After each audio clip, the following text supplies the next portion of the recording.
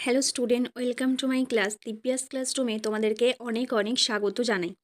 তো আজ আমি তোমাদের সাথে আলোচনা করব তৃতীয় পার্বিক মূল্যায়নপত্র 2025-এর বাংলা প্রশ্নপত্র নিয়ে, অষ্টম শ্রেণী বাংলা সাহিত্যের প্রশ্নপত্র নিয়ে, যার মান কিন্তু থাকবে 70। ঠিক আছে, বাংলা প্রশ্ন যার মান কিন্তু থাকবে 70। তো চলো দেখে নেওয়া যাক কী কী প্রশ্ন এখানে আছে। সময় কিন্তু তোমাদেরকে দেওয়া হবে 2 ঘন্টা। তো এই 2 ঘন্টার মধ্যে কিন্তু তোমাদেরকে সমস্ত উত্তর কমপ্লিট করতে হবে। তো দেখো, একের দাগে কি বলেছে, নিচের বিকল্পগুলির মধ্যে ঠিক বিকল্পটি বেছে নাও। তো এখানে যে কোনো 3টে প্রশ্নের উত্তর তোমাদেরকে করতে হবে এবং প্রতি প্রশ্নের মান কিন্তু থাকবে 1 করে। ঠিক আছে, তো দেখো প্রথম প্রশ্নটা আছে, লোকমান্য তিলক কারাবাসকালে আধ্যাত্মিক গীতার, রামায়ণের নাকি বেদান্তের আলোচনা করেছিলেন। তো এই প্রশ্নের উত্তরটা তোমরা আমাকে কমেন্টের মাধ্যমে জানিও। তো দেখো পরের প্রশ্ন কি বলেছে, মুহূর্তগুলিও কাটে যেন দুঃস্বপ্নের মতো, আতঙ্কের মতো, আশঙ্কার মতো, নাকি মৃত্যুর প্রতীক্ষার মতো। তো এর উত্তর কিন্তু হবে ঘয়ের দাগে। ঠিক আছে, মৃত্যুর প্রতীক্ষার মতো। তো দেখো পরের প্রশ্ন কি বলেছে, সুভার গ্রামের নাম কি, চণ্ডীপুর, বনগা, তেহট্ট নাকি সুতানটি। তো সুভার গ্রামের নাম কিন্তু ঘয়েরটা সুতানটি। ঠিক আছে, তো দেখো পরের প্রশ্নে কি আছে দেখো, পরের প্রশ্নে বলা হয়েছে যে তোর অ্যালবামটা ডাস্টবিনে রাখার যোগ্য, এ কথাটা কে বলেছে। ঠিক আছে, কথাটা কে বলেছে। তো এর উত্তর হবে, এর উত্তর হবে কৃষ্ণন। ঠিক আছে, এর উত্তর কিন্তু হবে কৃষ্ণন।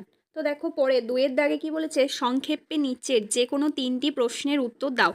এখানেও কিন্তু বলা হয়েছে প্রতি প্রশ্নের মান কিন্তু থাকবে 1 করে।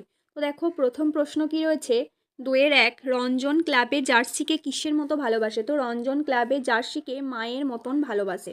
ঠিক আছে, তো দেখো পরের প্রশ্নে কি বলেছে, আদাব গল্পে হঠাৎ বজ্রপাতের মতো কি নেমে এলো। আদাব গল্পে হঠাৎ বজ্রপাতের মতো দাঙ্গা নেমে এলো। পরের প্রশ্ন দেখো, পরের প্রশ্নের উত্তরটি হবে কারাবাস। ঠিক আছে, এর উত্তরটা হবে কারাবাস। তারপর দেখো 2.4 প্রশ্নের উত্তর হবে সিঙ্গাপুর। ঠিক আছে, তো তোমরা প্রশ্নের উত্তরগুলি লিখে নিও। এরপর দেখো 3-এর দাগে বলা হয়েছে যে কোনো 2টি প্রশ্নের উত্তর দাও এবং প্রতি প্রশ্নের মান কিন্তু থাকবে 2। ঠিক আছে, প্রতি প্রশ্নের মান কিন্তু থাকবে 2। তো দেখো 3-এর দাগে 2টো প্রশ্ন আছে, প্রতিটা প্রশ্নের মান থাকবে 2। এরপর দেখো 4-এর দাগে কি বলেছে, নিচের যে কোনো 2টি প্রশ্নের উত্তর নিজের ভাষায় লেখো এবং প্রতিটি প্রশ্নের মান কিন্তু থাকবে 5 করে। তো তোমাদের 2টো প্রশ্নের উত্তর এখানে দিতে হবে।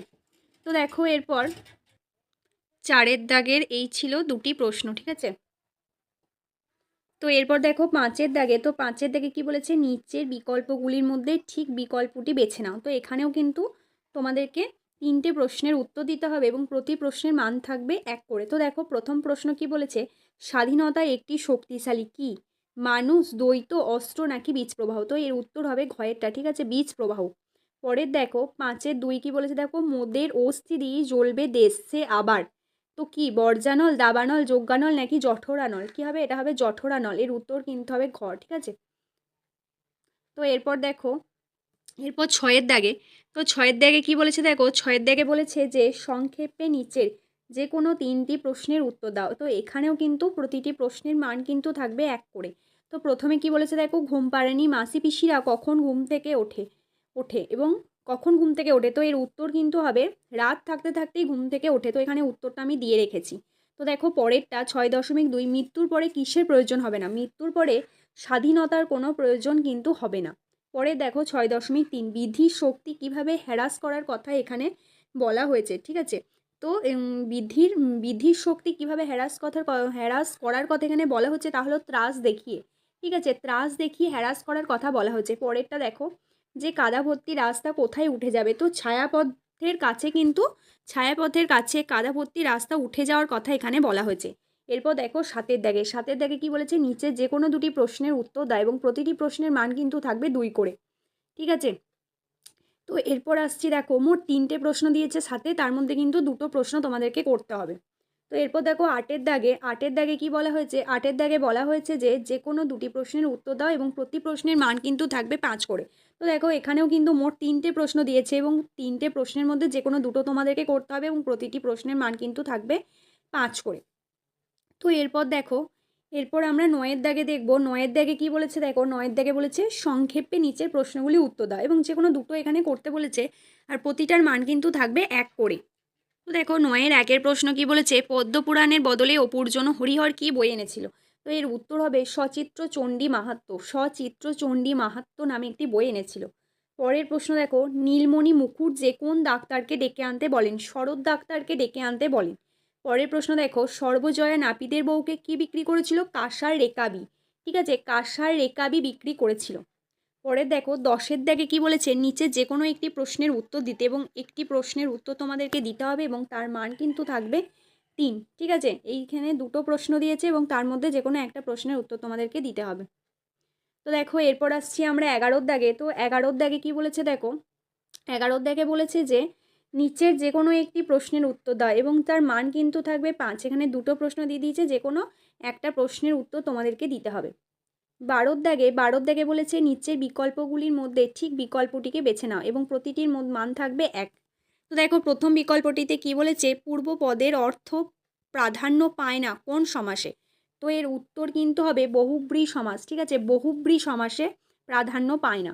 পরেরটা দেখো, পরেরটাতে বলা হচ্ছে আগামী 3 দিনের মধ্যে কাজটি দাও, এটি ক্লিয়ার কোন ভাবের উদাহরণ। তো এটা হবে তোমার, এটা হবে যে ভবিষ্যৎ। ঠিক আছে, ভবিষ্যৎ অনুজ্ঞা, ভবিষ্যৎ অনুজ্ঞা। পরের প্রশ্ন দেখো কি বলেছে, অনুজ্ঞা ভাবকে কালের দিক থেকে কত ভাগে ভাগ করা হয়। উত্তর হবে কিন্তু 2 ভাগে ভাগ করা হয়। পরেরটা দেখো, কণিকা মাত্র কোন মাসের দৃষ্টান্ত। ঠিক আছে, কণিকা মাত্র কোন সমাসের দৃষ্টান্ত, কোন সমাসের দৃষ্টান্ত। তো এটা হবে নিত্য সমাস। পরেরটা দেখো, পরেরটা বলেছে সম্বন্ধ তৎপুরুষ সমাসের দৃষ্টান্ত হলো কি। সম্বন্ধ তৎপুরুষ সমাসের দৃষ্টান্ত হলো জগজ্জন। ঠিক আছে, ঘয়েরটা। এরপর দেখো 13এর দাগে কি বলেছে, সাধু ও চলিত রীতির 2টি করে বৈশিষ্ট্য লিখতে বলেছে। ঠিক আছে, সাধু ও চলিত এই দুটো রীতি তোমাদেরকে, রীতি 2টি করে বৈশিষ্ট্য লিখতে বলেছে এবং 1 করে 2 নাম্বার এটাতে আছে। ঠিক আছে, 1 করে 2 নাম্বার। এরপরে দেখো 14 দাগে কি বলেছে, নিচের প্রশ্নগুলি সংক্ষেপে উত্তর দাও। ঠিক আছে, এখানে দেখো এখানে প্রশ্ন দিয়ে দিয়েছে এবং তার উত্তরগুলো দিতে বলেছে। তো শিমুল গাছ অনেক দেখিয়াছ, প্রশ্নবোধক বাক্যে উত্তরটা দিতে হবে। তো উত্তরটা কি হবে, শিমুল গাছ কি অনেক দেখো নাই, এটা হবে এর উত্তর। পরেরটা দেখো আপেক্ষিক ভাবের একটি উদাহরণ দাও। তো আপেক্ষিক ভাবের একটি উদাহরণ দাও। 14.3। তো আপেক্ষিক ভাবের একটি উদাহরণ হলো তুমি যদি আসো তবে আমি যাব। ঠিক আছে, তুমি যদি আসো তবেই আমি যাব।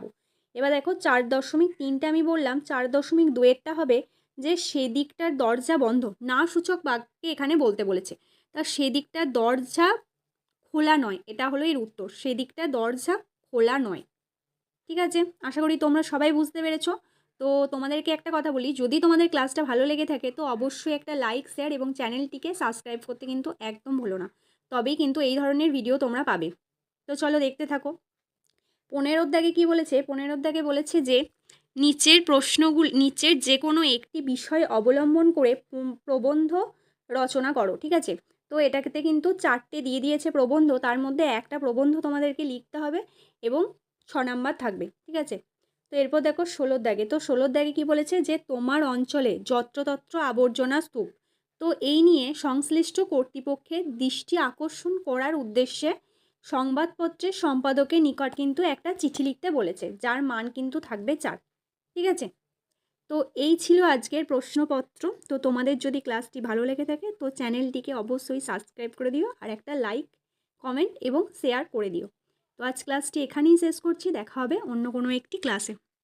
আর তোমরা আমাকে কমেন্টের মাধ্যমে জানিও যে পরবর্তী ক্লাসে কোন সাবজেক্টের ওপর তোমাদেরকে প্রশ্নপত্র তৈরি করে দেব।